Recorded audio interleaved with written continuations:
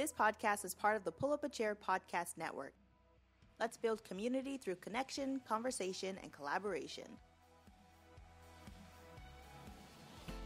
Welcome to How's That Working For You? where We spill the tea about relationships, millennial adulting, or whatever else life decides to chuck at us. Hey V, what's going on? just wasting my life playing Skyrim. Skyrim. That's a video game I have not tried yet. No, I think you would enjoy it because I know that you are a fan of Fallout. Mm-hmm. And enjoyed Legend of Zelda, and Skyrim is the grown-up, kind of like Fallout-esque Legend of Zelda that you've been waiting for your whole life. You're selling it on me. I mean, it's been out for like 8 years, so I can't exactly say spoilers, but it's good. Yeah. I mean, like, anything at this point would be a spoiler for me because I know nothing about Skyrim. I think I've, like, tried to play it once. But, yeah. I have been, like, obsessed with Breath of the Wild, which is critically acclaimed to be one of the best games ever. Now I'm realizing, because there's so much content on it, there's so much video, like, I've been so into it that I've been just watching a lot of Breath of the Wild videos on YouTube. Like, I don't know. But yeah, gaming is a new thing for me. Well, I think it's kind of a side thing, whereas gaming has been a major part of your life, at least, like, since you've met your husband, right? Yeah, like, I played some games in high school, but I wasn't ever, like, a gamer until college, and that's what my husband and I would do on dates. When we got sick of doing homework on dates, we would play video game while on dates, because broke college students.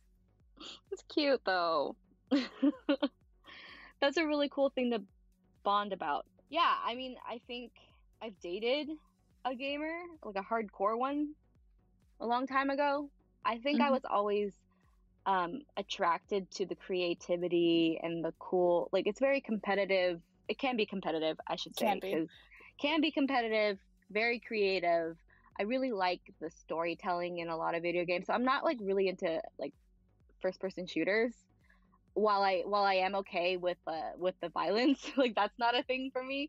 But I like storytelling. So things like Breath of the Wild had a really good storytelling thing, and you kind of, like, live as Link for a little bit, and that's really cool. I like to put myself in the shoes of someone else.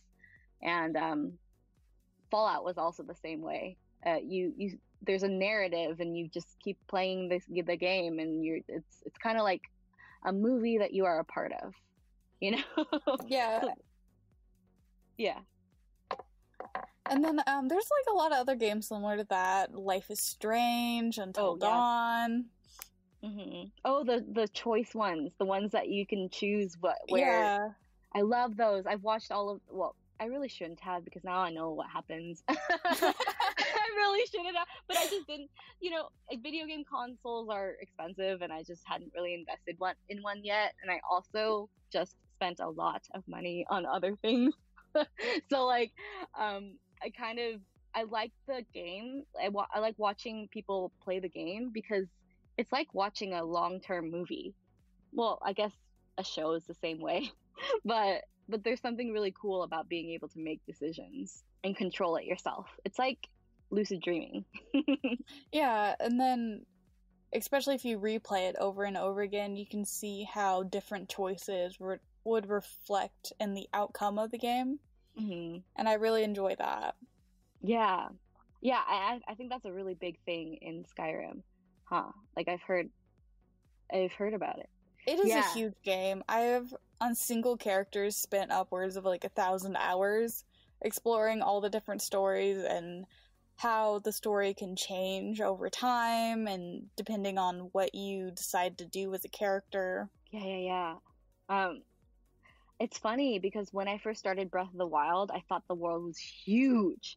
And I was like, oh my god, how am I going to finish this game? And now that it's done, I've like downloaded the DLCs to keep the story going. So I have more stuff to do. Because I'm like, because there's a feature in the DLC where you can see the exact places that you've been to.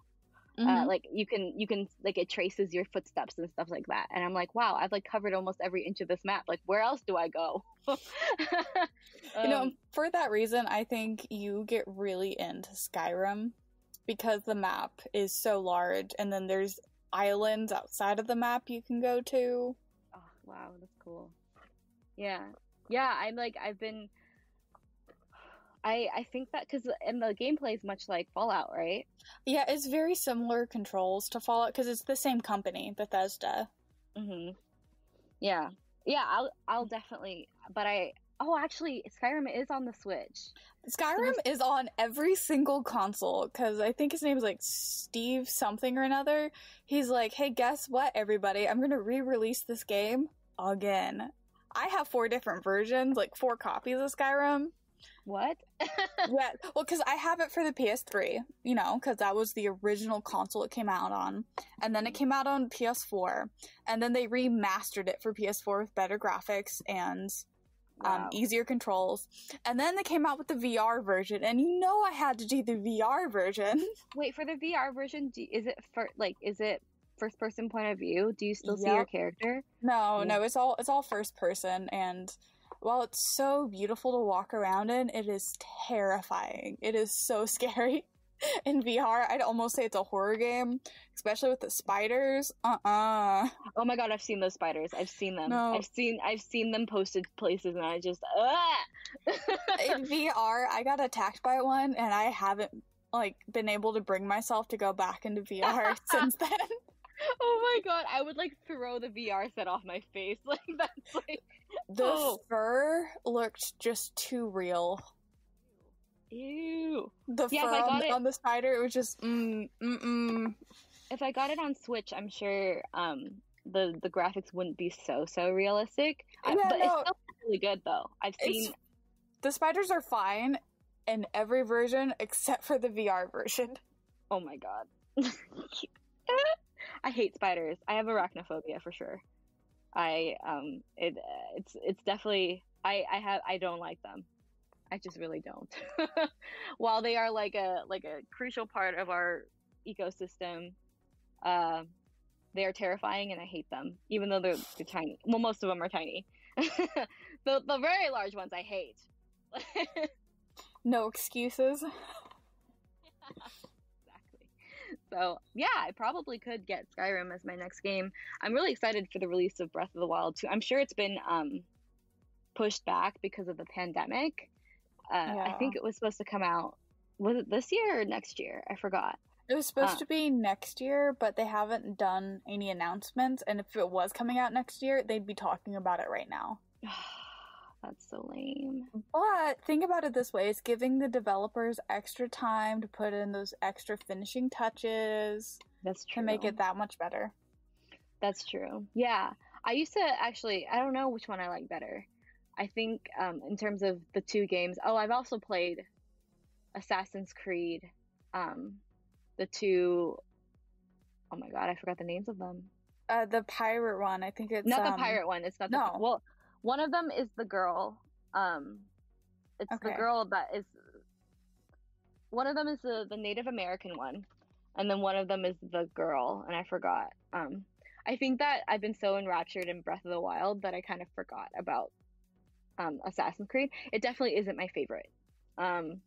While it helped a lot with my hand-eye coordination, and it was something that really helped me use the controller better because I sucked at that really, really bad. Mm-hmm. I think the story wasn't as. It's a good story, but I didn't like it as much as. Actually, Breath of the Wild doesn't really have a really, really intense storytelling, but the way that it's designed is really there's so many different ways to do the same thing.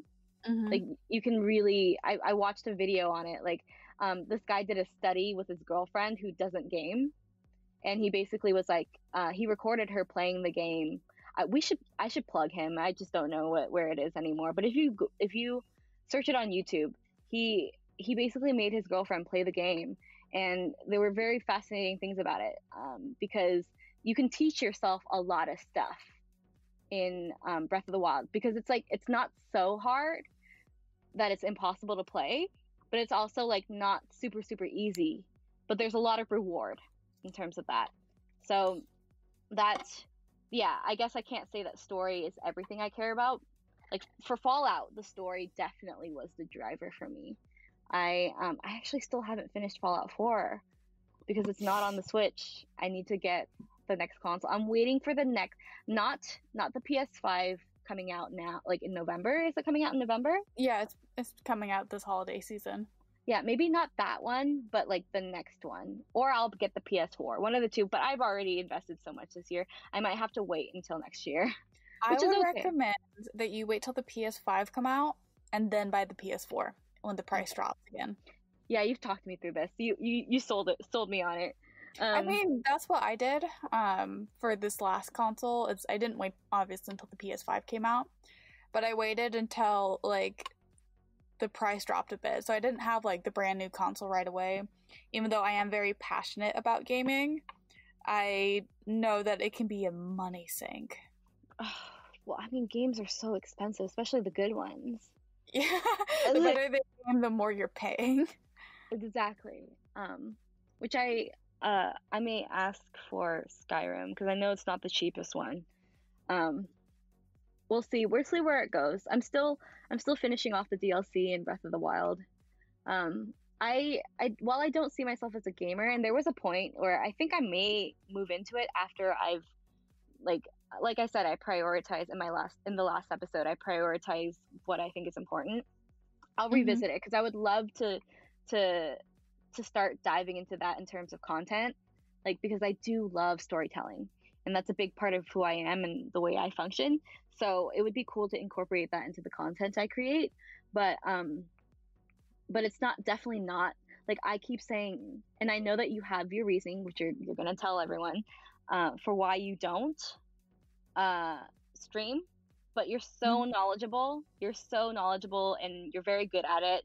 You're also really good at explaining stuff, so I think that there is a market for it. But I know that we can talk about that too if you want. Like, what's your stance on that? Well, see, when I get into a game, I really get into it and the lore and even like the story of how the game came to being and the devs and the coding and all the background stuff. But I have the dumbest gaming face because I get so into it. Like, I zone out and my face does something weird and I hold super still and I barely blink because I'm putting all my concentration into whatever I'm doing. And depending on the game, I sometimes have a headcanon for my character. What's a headcanon? Well, it's not necessarily a fan fiction, but something along those lines. Oh, this is, especially once you're in a game where you design your character, I get way too into it. But that's a good thing. I think but it's not entertaining. But you can do videos on the backstory of your character. I'm sure people would eat that up. Maybe if I was a little bit hotter, or if I was a guy. See, that's the thing that I also have been noticing since I've been watching more video game-esque videos. Is that most of them are men, the people that make those type of videos. But men are more likely to get taken seriously. Yeah, but you could be the first one to do it. No, I mean, you could be the pioneer. There's a couple girls out there who are the pioneer in it, but they take so much unnecessary abuse online. Really? And it's just I don't have the time or the patience to entertain that. And if I was a more attractive girl, then people would be paying. No, you know what I mean. I'm average attractiveness, but model attractiveness girls online in the gaming sphere, they don't get that type of abuse. It's more of well, they're fetishized. Yeah, they're fetishized, and it's I would prefer the abuse to that. Not that I'm hot enough that I could get that, but you're already getting that type of attention on your YouTube channel, though. Yes, I am. Give yourself some credit. I know, but it's so much worse for girls in the gaming space. It really is, and it's something that I might one day dive into because I'm very passionate about gaming and game design. I really, really, really do. And for some time, you almost went into like 3D design. Yes, right? I did. Part of my senior thesis was a 3D design little mini movie skit. And I have worked on or attempted to make a game, and I got like the basic mechanics of it done, but then I like thought about it and it's like, how much time do I really want to sink into something that, you know, I'll enjoy, but you just need a team. Yeah, like you can't. It's hard to start stuff like that when you're doing it yourself. Yeah, it's definitely not a one person thing unless you're very highly talented, and I'm not, because everything I have with it, I'm self-taught in this aspect. I can kind of understand what you're saying, and I know I can see it. Since I've been watching the videos, I can see what you're saying, but I know that your quality of content in terms of that type of nature would be so good, because you're good at it. You're good at editing. You're good at games. You like you said, you're obsessed with the lore. It's like your quality of content would be so good, and you don't even have to show your face. Well, you don't even have to show your face though. Like, there's so many people who just voice over. And I personally, I know that you have a different opinion, but I think you've changed your opinion on it. Your voice is like very, very relaxing to listen to. No, I haven't changed my opinion, but I've just sucked it up. I mean, if somebody wants their ears to melt by listening to me, that's their fault, not mine. So no, if that was true, then we'd have no listeners. No, they listen because they love you and you're entertaining and wonderful. Oh and my God! Hear your voice. Stop! You are equally, if not more, part of this podcast, and we will not have this conversation right now. Anyway, but yeah. Well, why aren't you going into streaming then? Let's flip the switch and focus on you for a minute. You know, I know that there's a market for someone like me for sure. Just, I know, I know it's just a stereotypical thing, but like Asians who game there's a niche for it. There really is. And you're very beautiful. Oh my God. And you're so cute when you play. Like, watching you play in person is super freaking entertaining. The screen. Because there's no way to get around it. I get like visibly upset when things happen. It is great. Watching you is great. I would subscribe and I'd watch every episode. I don't even care if I care about the game or not. Fan, so stop. You're also my best friend. I'm your biggest fan, but I don't even read all your Instagram captions, so... That's true. I mean, but that would be content that you're interested in, the gaming. But while that is, like, I feel like it's a good market, there are other things that are currently occupying stuff. Like, I'll talk about it in our season finale, my part of it.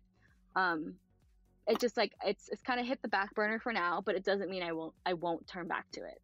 And, I do think it's a good idea, because I think that it's important also, like, which is why I really support you going into it, is because it's really important to break the stigmas. And that's actually something that I like, not just this gaming stigma, but like stigmas in general. I'm so passionate about that. You know that. Like, I really do think that you could be the one, because you're so knowledgeable. Like, I feel in everything that you do, like you do it so thoroughly that people can't criticize you, you know? So while I think that but they'd be like, oh girl, when you talk, I'm like snoring. No. But have you tried doing that type of video yet? You've tried streaming, but have you tried? Yeah, I have, and I couldn't deal with my voice. But that was a while ago.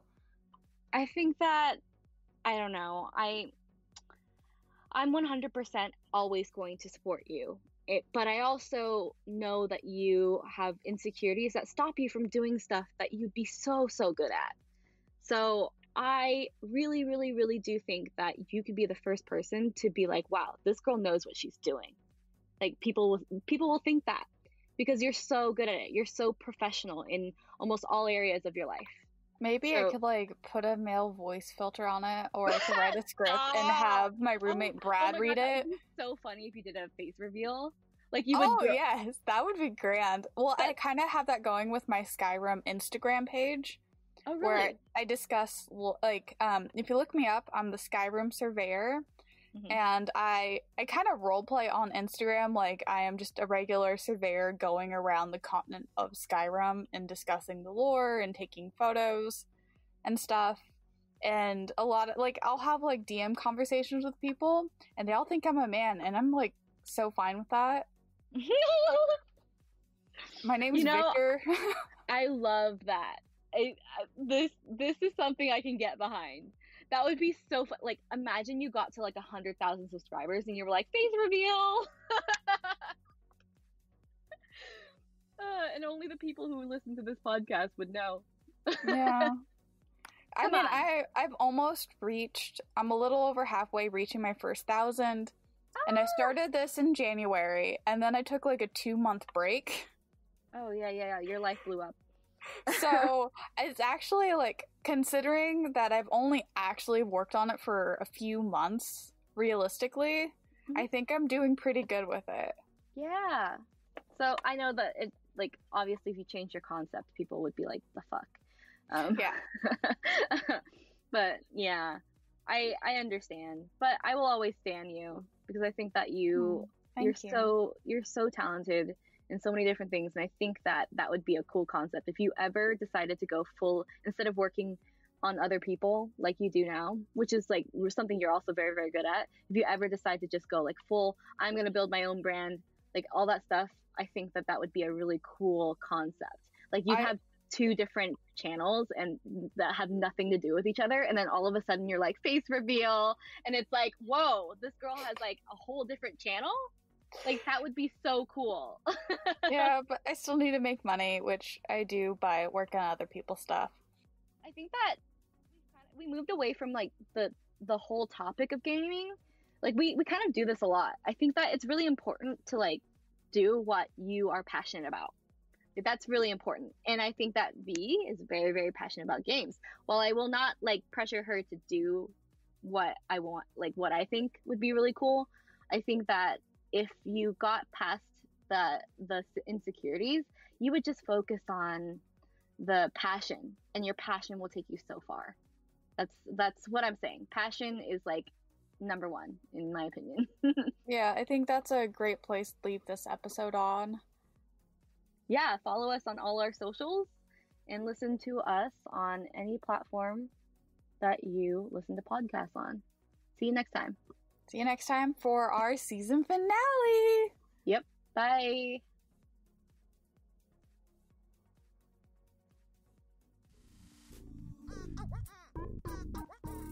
Drink Something, Say Something is the podcast for those of you who are tired of other beer podcasts. Tired of the jargon, tired of all the rigmarole. We're going to bring on brewers, bartenders, and everything in between to talk about anything and everything from beer to the rest of the universe. Come crack one open with us every other Thursday.